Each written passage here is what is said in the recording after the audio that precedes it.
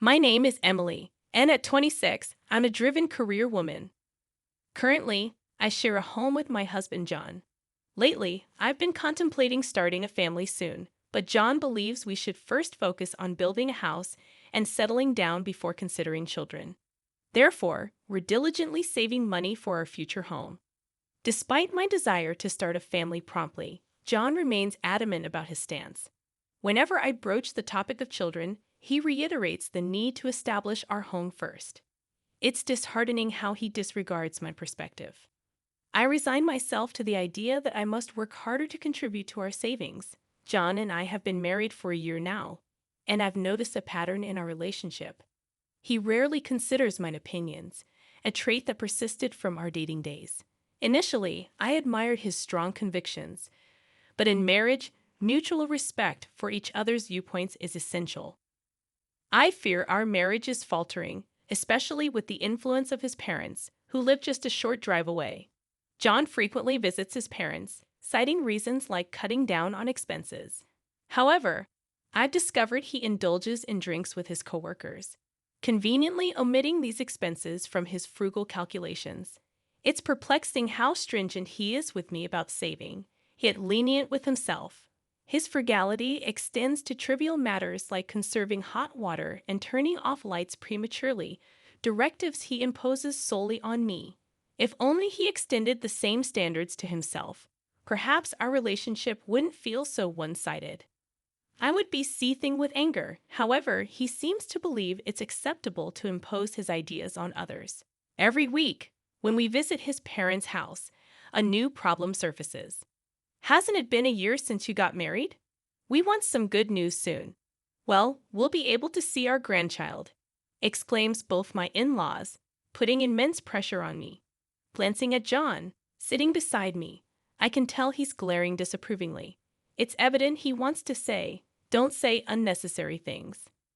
While I share the desire for a child, John insists on building our own home first.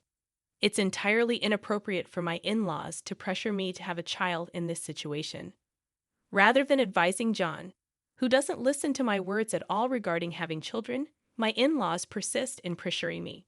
Despite wanting to speak up, I'm silenced by their constant pressure for a grandchild. After the meal, John announces, I'm going out for a smoke.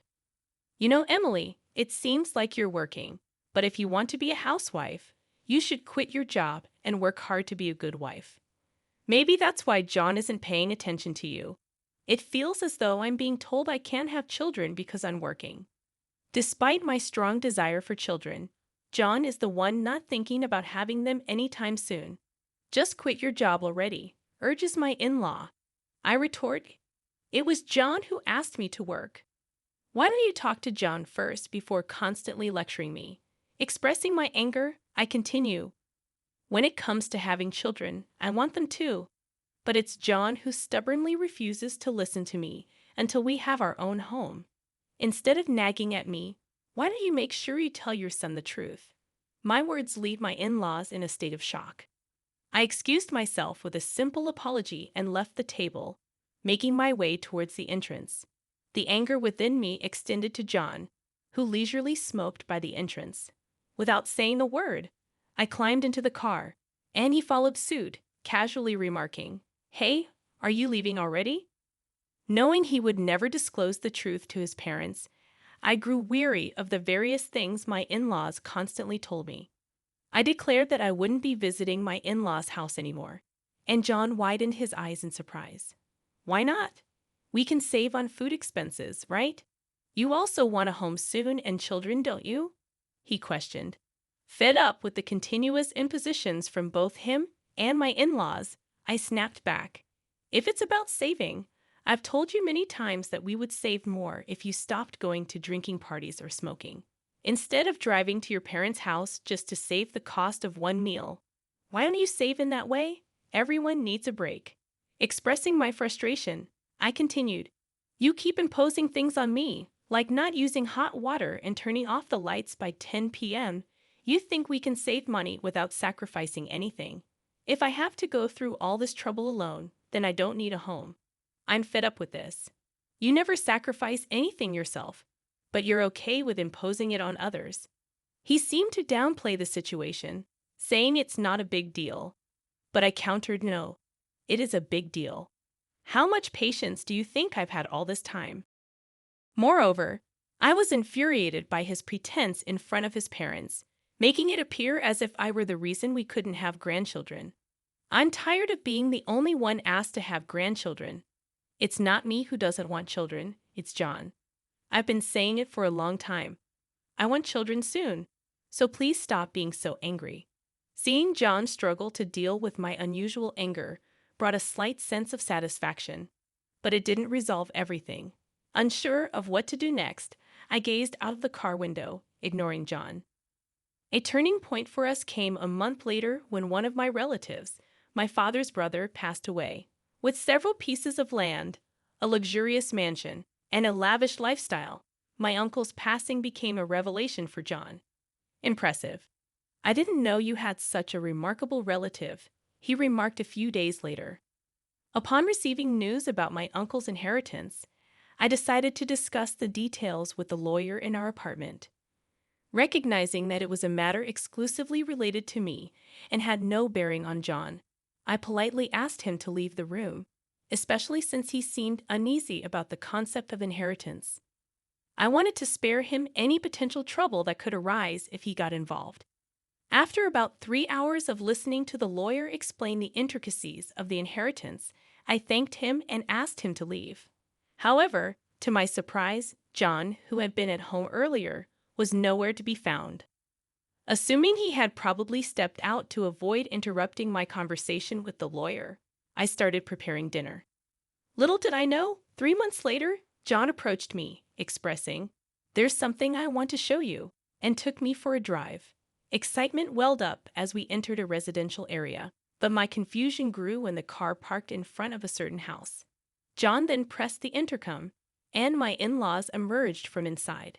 However, it was evident that this house was not their home. "You finally made it.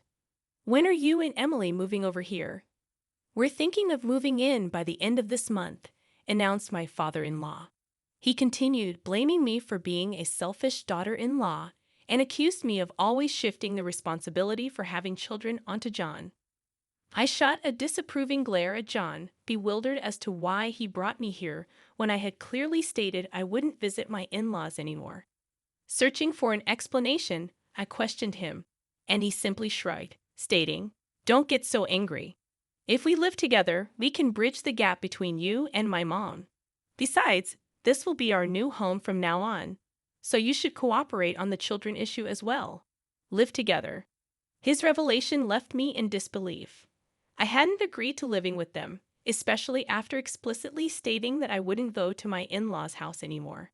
The situation was further complicated by the nature of the house, as John disclosed. It's a two-family house. My plan was always for us to live with my parents eventually. "So, what's the problem with living in a two-family house now?" he asked. The question lingered in the air as I mulled over the situation. Living in a two-family house seemed to be a significant issue, especially when considering our savings. According to our financial situation, building such a splendid new house was seemingly impossible. I couldn't fathom how John managed it. "My dad and I chipped in the money, so our savings are empty, but it's fine, right?" John casually mentioned. His nonchalant attitude perplexed me. He continued, "I heard your uncle's inheritance was worth $690,000. So, if you use that money to repay us for the cost of the two-family house, it should be fine, huh?" I was taken aback. The idea that he believed my inheritance should be used to fund the house without my consent baffled me. Even if I were to inherit the money, how I used it should be my decision, not his. Frustrated by my rejection of their proposal, John reached into his bag and pulled out a pre-filled divorce form with his name on it. "Your money is our money. If you don't like living together, let's get a divorce," he declared. I took the divorce form from his hand, expressing, "Fine, if living together is the alternative, then divorce is the better choice." Firmly placing the divorce form into my bag, I turned my back on him and my in-laws, who looked stunned. Ignoring their reactions, I continued, "By the way, I renounced my uncle's inheritance. John froze with a bewildered expression. Without waiting for a response, I took a bus and headed home to our apartment. Upon arrival, I promptly filled in my name on the divorce form, which already had John's name on it. I then submitted the divorce papers and immediately purchased cardboard boxes at a home improvement store to start preparing for the move. Recognizing that I couldn't handle the move alone, I hired a moving company. Fortunately, it turned out that not many moves were happening during this season, allowing for a quick relocation. As I packed for the move, a commotion outside the front door indicated John's return. I had the chain lock on, and I addressed him. Sorry, I had the chain lock on. I don't know what you might do when you're so angry. Besides, I need to finish packing for the move. Could you stay at your parents' house for a few days? I won't accept a divorce, John declared, widening my eyes in surprise. I reminded him, but you handed me the divorce form, didn't you? If you sign the divorce papers, that means you agree to the divorce, you know. Astonished, I questioned whether he truly understood the implications of what he had done. He frowned, appearing frustrated, but quickly changed the subject. Why would you give up on a $690,000 inheritance? Normally, you'd inherit it, he questioned. It seemed he had overheard some details about the inheritance but hadn't grasped the full story. Likely, after learning about the $690,000 inheritance, he had rushed to my in-laws, and they impulsively purchased the two-family house without considering the consequences. I explained. The inheritance discussion came to me because there wasn't anyone else to inherit it. My uncle had 3 sons, 2 daughters, a wife, and grandchildren. However, all of them renounced the inheritance, so it ended up coming to me. My uncle did have $690,000, but he had to demolish his mansion, spend a lot on maintaining his land, and had plenty of debt. I realized that renouncing the inheritance was a better choice than inheriting it. John was in disbelief, exclaiming, "No way. So even if you had inherited $690,000, you're saying there wouldn't have been much money left? That's fraud." I explained that the lawyer and I had a proper discussion about it, but someone had eavesdropped and left before hearing the whole story.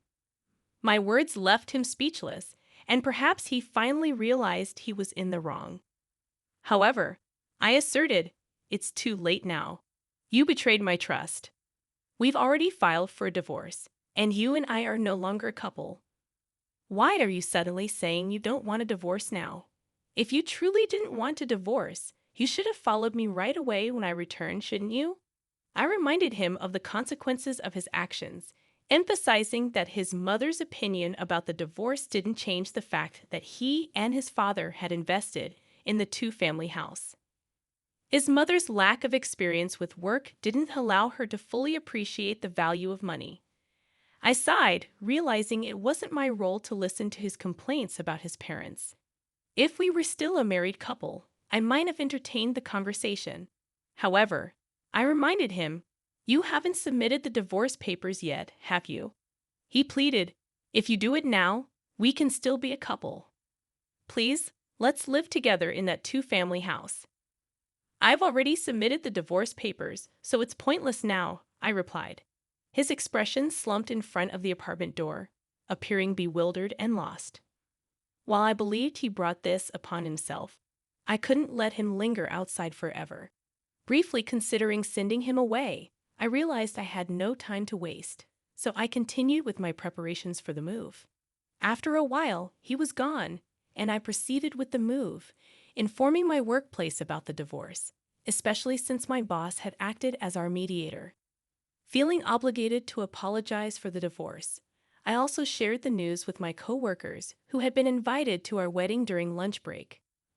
Unexpectedly, he burst into my department in front of my coworkers, claiming, "It's absurd that you're talking about the divorce. I wish you hadn't mentioned it." He disclosed the situation in his department, assuming I had inherited an estate, and suggested buying a two-family house. When faced with the choice between divorce or living together, I chose divorce. Consequently, he found himself being avoided by everyone. I even received sympathy from colleagues. Eventually, he quit his job. During this time, a male colleague confessed to me, saying, "I've actually liked you for a long time. I hope to build a home where we can communicate as a couple and work things out together."